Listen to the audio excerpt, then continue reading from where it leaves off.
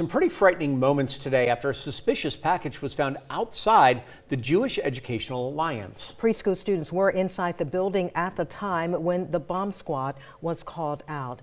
WSCV's Tyler Nicole is joining us live now near the JEA with what she's learned about the investigation.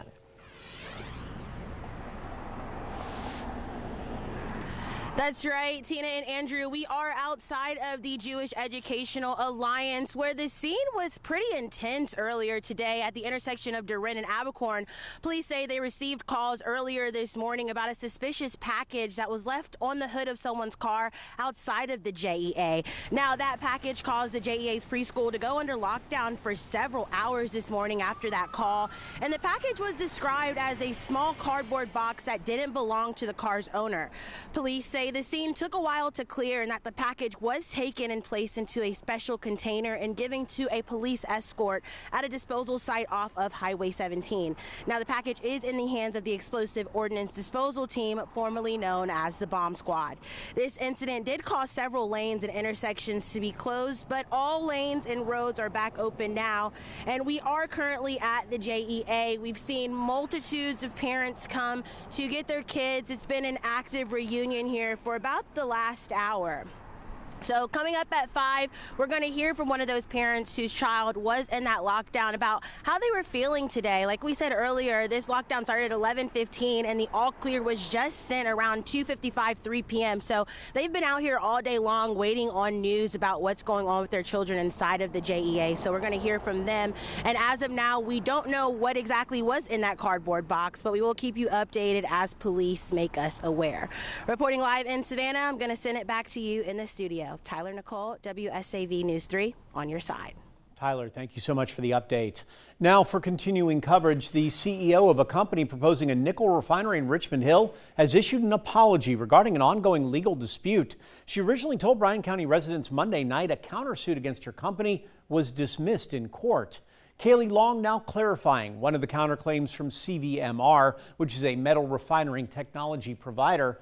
Now, it was not dismissed, she says. Rather, CVMR says they're countersuing Westwind for infringement of their technology. Discovery on the issue actually started Monday, the same day as the town hall hosted by Westwind in Richmond Hill. Long now asking for forgiveness for her error and sent WSAV a statement saying in part, quote, "We take accuracy in our public communications seriously. This correction does not change the underlying facts or the procedural history of the case, which are reflected in the public court record." Now, WSAV talked with the CVMR president, Michael Hargett, after that heated town hall on Monday. He says he's worried that Westwind will give this industry a bad name. CVMR has been a company for more than 40 years, providing technology to address the refining of metals and the development of new metal forms and products. Hargett says he's alarmed that Westwind Elements wanted to bring a nickel refinery to Richmond Hill. He doesn't understand their reason for eyeing the Caesarstone property when it has schools, homes, and major highways nearby. That makes for a bad combination for siting a hazardous facility. So to that end, that's bad enough, but then we put on top of that the fact that there are certain environmental or ecological issues to be addressed here. This is a sensitive area and a beautiful area that could be significantly impacted by a plant of this nature, were there to be any problems. Now, the Bryan County has set up an investigation. Of course, we'll continue following this story and provide any updates both on air and online. And we are getting our first look at some of the possible contamination at the Caesarstone property in Richmond Hill. These are images sent to News 3 by Westwind Elements. They claim the Development Authority of Bryan County was aware of the issue through a report detailing what was on the property. 4 South Carolina state representatives and 3 state senators now calling on the Colleton County Council to oppose a proposed data center. We've been telling you about plans for an 859-acre AI data center near Walterboro. If it was approved, it would be one of the largest in the entire world. The Colleton County Legislative Delegation has now issued a resolution calling on the County Council to reject the project, pointing concerns about the environment as well as strong opposition from the community. The council tabled any decision on contracts after their last meeting. Of course, we're following this story and we'll have the latest for you as soon as we can. Updating a story that we've been following, a former Port Royal preschool employee arrested for child sex material in South Carolina, now facing federal charges in another state. Brandon Baker was a former teacher at Sea Island Sprouts Preschool. He was arrested on that campus last week for sexual exploitation of minor charges. Now, more shocking allegations have come out. According to federal court documents in Iowa, Brandon Baker possessed several nude images of a young boy in handcuffs, which were taken in November 2013. Now, the suit continues, saying the victim confirmed during an interview that he and Baker had a regular sexual relationship. Baker was also implicated in a child pornography investigation in Colorado before he came to Beaufort County. He is expected to be extradited to Iowa to face charges there.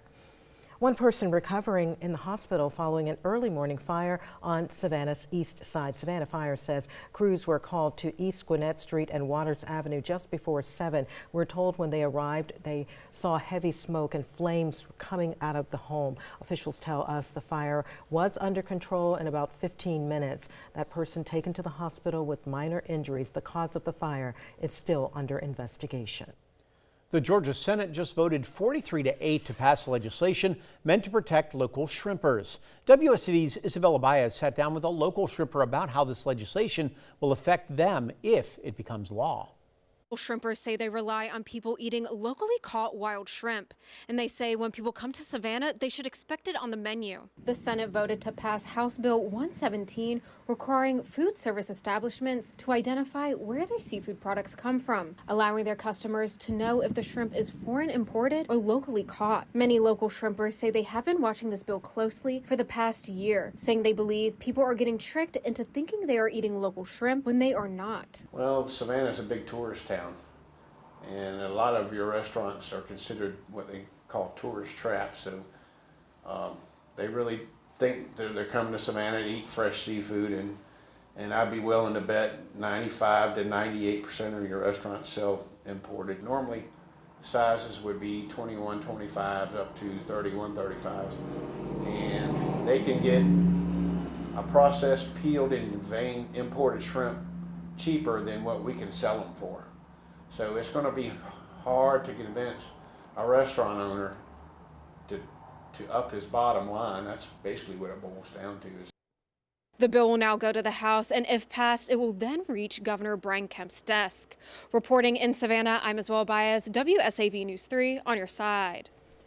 Jasper County residents urging council members to not approve a sand mine proposed for the Grays Hill area. So far, the council has approved, but now they are tabling their decision. WSCV's Danielle Cobb with the details.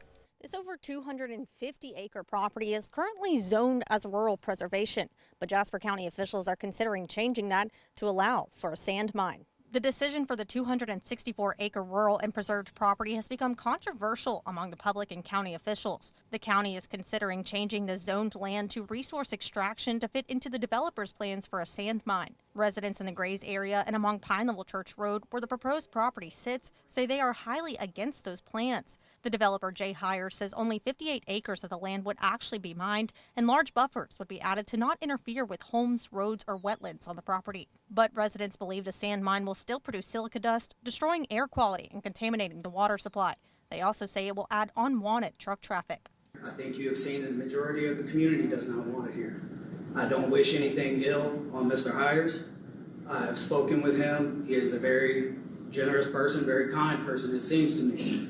But he also understands that while I wish him luck, I hope he fails in this endeavor. I hope that you gentlemen listen to your communities and do what is right. The Coastal Conservation League wrote a letter to officials in hopes they would not approve the sand mine development. Despite moving it forward in several previous meetings, the council tabled their vote and will make a future decision on a third reading. Danielle Cobb, WSAV News 3, on your side. It's a historic day on Hilton Head Island this weekend, honoring the freedom that we all enjoy and the role that education plays into that. Mitchellville Freedom Day is about the legacy as the first self-governed town of formerly enslaved people in the United States. It's also the first known community to require education for children in South Carolina. The park, which will open an archaeological and educational center this fall, is going to host a discussion on education's role in the world and how it builds a better future for all children. These people who came directly out of enslavement established schools early because they understood that real freedom was up here, right? If you have education, you have knowledge, nobody can take that from you, whether or not you've been in chains or not. And so that premium of freedom attached to education, you can't separate those two because knowledge is power. Now, Freedom Day 2026 starts at 11 o'clock in the morning on Saturday and runs until 1. Education experts, including South Carolina Superintendent of Education Ellen Weaver, will be on hand for the panel discussion. The event is open to the public and it's free to attend.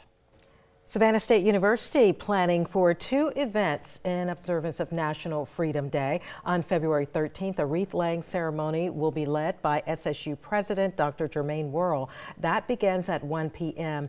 at Wright Hall. Then on February 20th, Georgia State University Professor Stacy Scales will serve as a keynote speaker in the King Frazier Student Center Ballroom beginning at 6 p.m.